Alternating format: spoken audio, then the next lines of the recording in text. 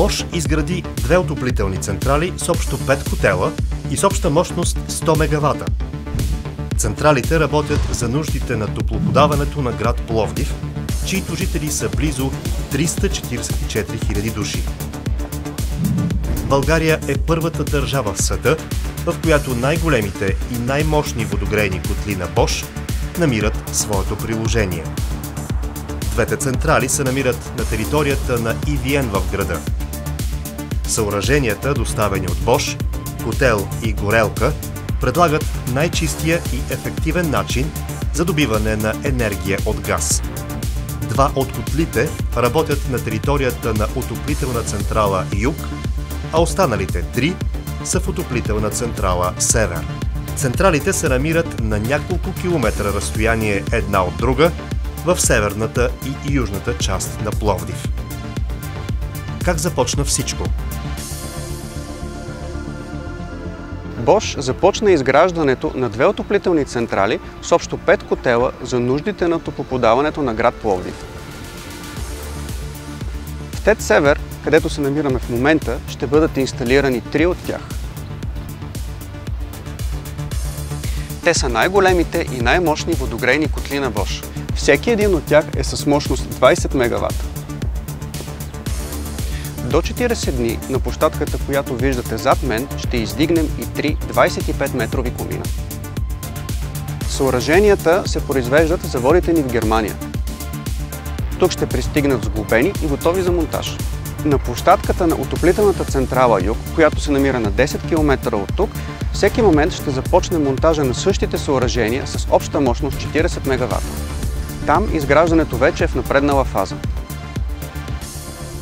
Транспортирането, монтажа и изграждането на централите изисква пълен синхрон между екипите. На територията на EVN отоплителна централа Юг пристигат два от най-големите и най-мощни водогрейни котли на Bosch. Организацията по транспортирането и разтоварването е сложна.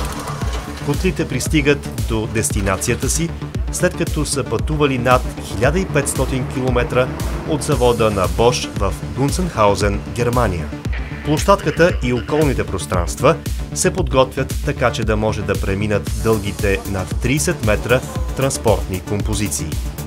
Всеки един от камионите, заедно с товара, тежи 130 тона.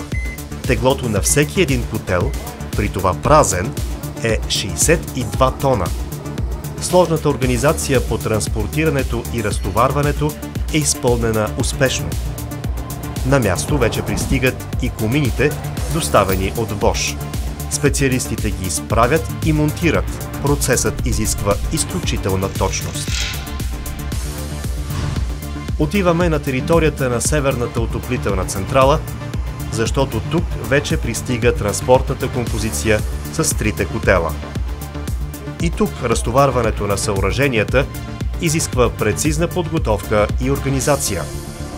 Преместването на котлите до местата им за монтиране ще отнеме дълги часове.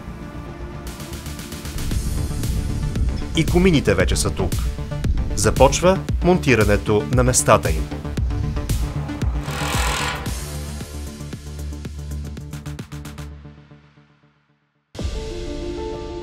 Междувременно, на южната отоплителна централа вече всичко е готово.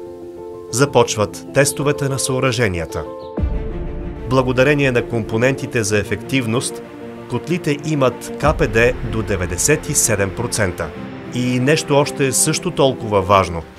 Дизайнът на горивните камери в котлите, съчетан с технологията на горелките, позволява достигането на много ниски нива на азотни емисии. Горелката се намира в предната част на котела. Вентилаторите, които охлаждат, са проектирани така, че да заглушават шума от процеса. Отработения газ, с изключително ниски нива на вредни емисии, преминава през димохода и отива към комина. И тук, в съоръженията на Bosch, има вградени шумозаглушители. Партньорите от EVN разказват за мащабния общ проект. We're standing in front of the new heating plants which completed the modernization process of Toplofikatsia Plovdiv. And this makes EVN Toplofikacia the first district heating company in Bulgaria to do so, which fulfills EVN's promise to have a modern and state-of-the-art production facility here in Plovdiv. Thanks to the new heating plants, we're able to cover the backup if the main production facility, our power plant, is not in operation, but as well the peak loads during the very cold winter times. This gives us flexibility and efficiency. The new production facilities fulfill our vision of a CO2 low, efficient and stable supply. Подобни иновативни съоръжения на Bosch са инсталирани на много места по целия свят. При налична инфраструктура, Bosch може да достави и котли, които използват до 100% водород или биогорива. А много от съществуващите системи могат да се преобразуват за работа с алтернативни горива, за да отговарят на бъдещите климатично неутрални изисквания. Изграждането на първите топлоцентрали в България с котли на Bosch приключи. Намирам се на същото място, на което ви разказах за началото на строежа на централата зад мен.